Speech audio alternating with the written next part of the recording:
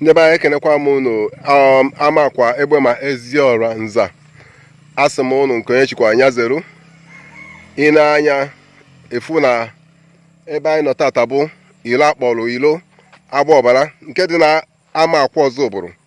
Ọtụtụ mgbe ọtụtụ ndị agwara anyị maka ilo a na-agwakọna anyị na-asị anyị biko ha ime ngwa ngwa bịa ka anyị nwee ike igosi mba ụwa etu ọnọdụ ya bụ ilo si wee dị.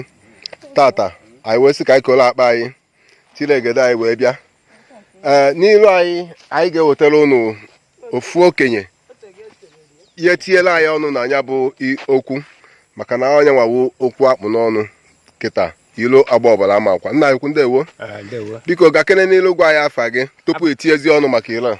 Afa ngirigo Arinze onye Amakwa Ozubulu, onye ozizi Amakwa na Amakwa Ozubulu. Ilo agba ọbara ọ na-ewute anyị too much.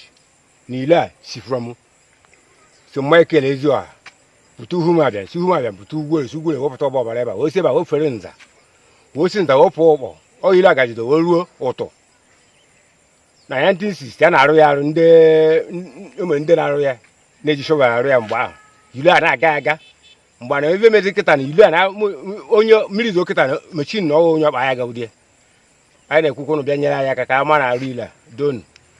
Ndewolu nne o tupu m alapụ gị ama ajụ gị ofu ajụ fọdụrụ ọ bụrụ kedu etu ị ga-achọ ka Ozubulu anyị adụ ntụkịta alụ ịbụọ na-abịa abịa.